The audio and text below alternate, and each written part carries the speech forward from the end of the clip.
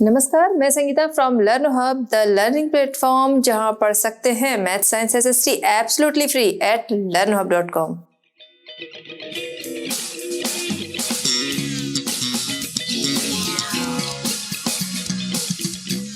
बच्चों, आज हम डिस्कस करेंगे NCERT solutions for class 9। Topic हमारा है pastoralist in the modern world, question number 3 and 4। चलिए बच्चों, देखते हैं क्वेश्चन नंबर 3। क्वेश्चन नंबर 3 हमारा है, give reasons to explain why the Maasai community lost their grazing lands. Maasai community अपने grazing lands क्यों खो बैठे, आपको एक्सप्लेन करना है, रीजन देना है। तो सबसे पहली चीज, मसाई कम्युनिटी रहती कहाँ थी, क्योंकि अभी तो हम इंडिया के बारे में पढ़ रहे थे, ठीक है। तो वो कहाँ रहती थी, वो रहते थे ईस्ट अफ्रीका के पोर्शन में, ठीक है। तो ईस्ट अफ्रीका के पोर्शन में मसाई कम्युनिटी रहती थी, जिनकी लैंड जो थी वो बहुत ज़्यादा थी, बहुत बड़ा एरिया था। हम देखते हैं लेट 19th सेंचुरी में जब यूरोपियन पावर वहाँ आती है तो वो उस पर कब्जा कर लेते हैं, बहुत मारकाट होती है। मारकाट क्यों?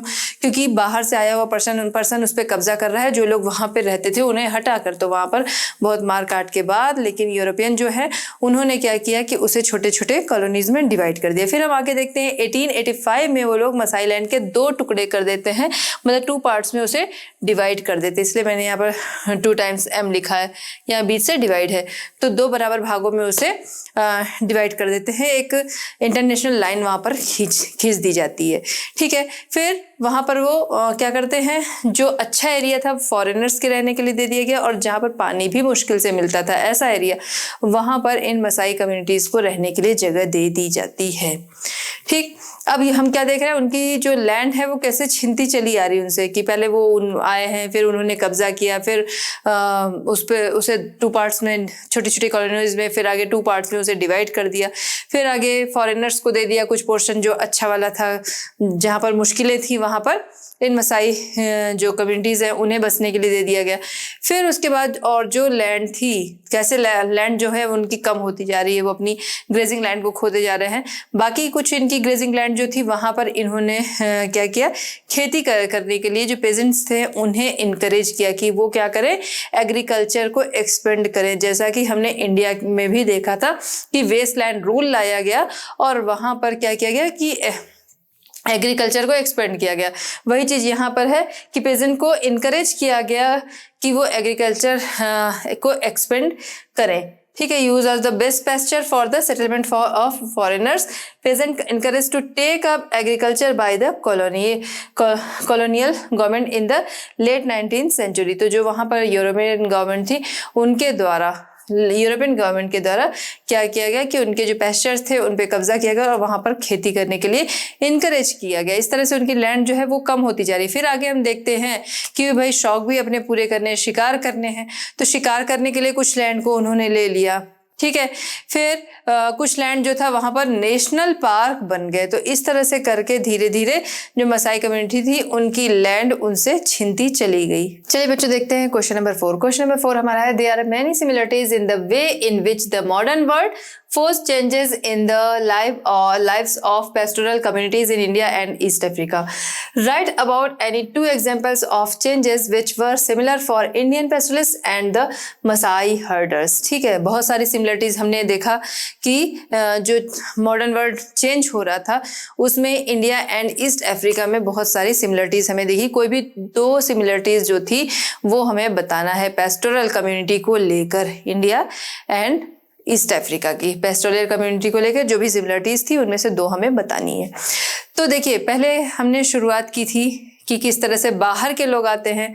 यही चीज़ हमने ईस्ट अफ्रीका में देखा कि वहाँ पर पावरफुल जो यूरोपियन आते हैं वो उन पे कब्जा करते हैं।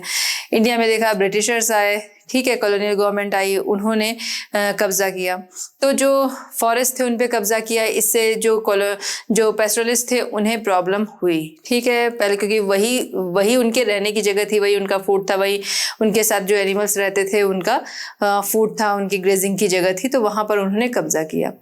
अब अगर सिमिलरिटीज़ की बात करें तो ये सारी सिमिलरिटीज़ हमें दिख रही है कि बाहर से लोग आए, उस पर कब्जा किए, यही चीज़ें थी, ठीक है। आइए देखते हैं। the British government wanted to convert pastures into agricultural land in India from the middle of the 19th century. Even in Africa, farmers were asked to expand their cultivation areas as much as possible. तो यहाँ पर क्या है, हमने देखा Westland rules पढ़ा हमने सबसे पहले उसे, तो जिसके तहत क्या किया गया कि जो इंडिया के जहाँ पर ये पेस्टोरल कम्युनिटीज़ रहती थी वहाँ पर, यानी कि फॉरेस्ट लैंड जो थी, जिसे उन्होंने वेस्ट लैंड रूल लाया और उस पर खेती करने के लिए फार्मर से कहा गया। यही चीज़ हम कहाँ पर देखते हैं, यही चीज़ हम ईस्ट अफ्रीका में भी देखते हैं कि वहाँ पर भी जो मसाई कम्युनिटी थी उनकी जो लैंड थी वहाँ पर खेती करने के लिए इनकरेज किया गया जो पीजेंट्स थे।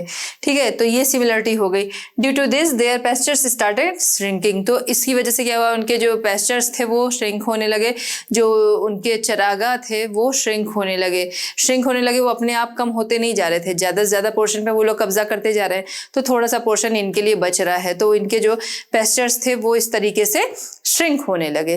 ठीक, सेकंड क्या था, in India till the middle of the 19th century some of forests were declared reserve forests under various forest acts.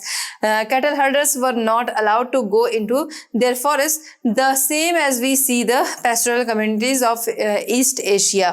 Because of this, they stopped getting green pasture and they were confined to the reserve. ठीक है, तो हम क्या देखते हैं, दूसरी similarity क्या थी, दूसरी सिमिलरिटी ये थी कि उन्होंने फॉरेस्ट एक्ट लाया, हमारे यहाँ कॉलोनियल गवर्नमेंट जो थी उन्होंने फॉरेस्ट एक्ट लाया जिसके तहत रिजर्व फॉरेस्ट बोल दिया गया कि अब यहाँ पर जाना मना हो गया था जो पेस्टोरल कम्युनिटीज़ थी। तो क्या हुआ कि उनके जो एनिमल्स थे उनके लिए, उनके जो लाइवलीहुड थे, इन सभी चीज़ों के लिए प्रॉब्लम्स होने लगी। ठीक है, कुछ पोर्शन जो था वो खेती के लिए दे दिया गया, कुछ पोर्शन जो था वो उन्होंने रिजर्व कर दिया, तो इनके लिए बहुत कम जगह बची। ठीक है, जो पेस्ट कन्फाइनमेंट उनके लिए जगह बहुत कम बची। सेम यही चीज़ उन्होंने ईस्ट अफ्रीका में भी किया कि कुछ जगह पे उन्होंने खेती के लिए दे दी, कुछ जगह पे नेशनल पार्क बनवा दिए, कुछ जगह पे उन्होंने क्या किया, जो फॉरेनर्स थे उनको दे दी, और यानी कि एक कुछ पोर्शन जो था जो कि इन मसाई कम्युनिटीज़ को, जो थे मसाई कम्युनिटीज़ थी, उन्हें रहने के लिए दिया गया कि अब वो उस सीमा से बाहर नहीं जा सकते, मतलब उन्हें उतने ही पोर्शन में रहना था। क्योंकि पहले क्या था, पहले चाहे हम इंडिया में देखें चाहे अफ्रीका में देखें, दोनों ही जगह पे जो पेस्टोरलिस्ट थे वो एक जगह से दूसरी जगह घूमते थे, कुछ टाइम तक एक जगह रह रहे, फिर कुछ टाइम दूसरी जगह रह रहे, इस तरीके से घूमते थे। लेकिन अब क्या हुआ, अब दोनों ही कुछ लिमिटेड दायरे में रह गए, कुछ सीमित दायरे में रह गए कि बस इतने एरिया में, लिमिटेड एरिया में वो रह गए कि उसके बाहर वो नहीं जा सकते। मसाई कम्युनिटी जो थी उन्हें मना हो गया कि इसके बाहर नहीं जा सकते। ऐसे ही इंडिया में हम देखते हैं कि रिजर्व फॉरेस्ट बना दिया, ठीक है, और खेती के लिए वो पोर्शन, कुछ पोर्शन दे दिया गया, तो वहाँ पर कुछ पोर्शन ही इनके लिए बचा जो पेस्टोरल कम्युनिटीज़ थी उनके लिए, उनके एनिमल्स के लिए।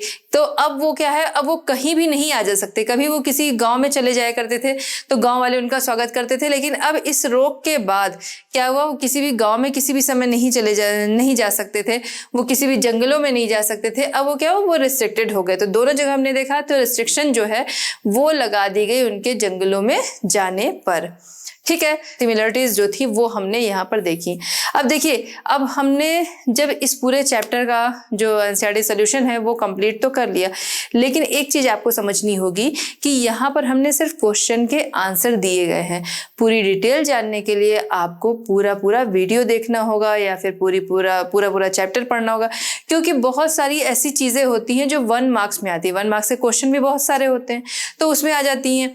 उसके लिए एक ज़रूरी चीज़ की जो कम्युनिटीज़ हैं उनके बारे में आपको पढ़ना होगा कि कौन सी कम्युनिटीज़ जो हैं वो कहाँ पर पाई जाती हैं। जैसे सोमाली हो गई, मसाई अभी हमने पढ़ा, तो ये सारी क्या है, अफ्रीका की हो गई।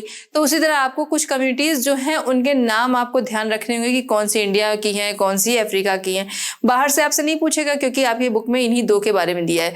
तो ईस्ट अफ्रीका की एंड इंडिया की कौन कौन सी कम्युनिटीज़ हैं या फिर जो फेमस कम्युनिटीज़ हैं उनके बारे में आपको जानना होगा, क्योंकि अक्सर इस तरह के क्वेश्चन आ जाते हैं कि ये कम्युनिटीज जो हैं वो कहाँ पर पाई जाती हैं। ठीक है, तो आई होप कि इसके सारे सॉल्यूशंस जो हैं वो आपको समझ में आ गए होंगे। बच्चों, इस तरह हमारा ये चैप्टर होता है कंप्लीट। मिलते हैं नेक्स्ट चैप्टर नेक्स्ट सॉल्यूशंस के साथ at Learno Hub. Learno Hub free है पर बेस्ट है। हमारे साथ बने रहने के लिए थैंक यू।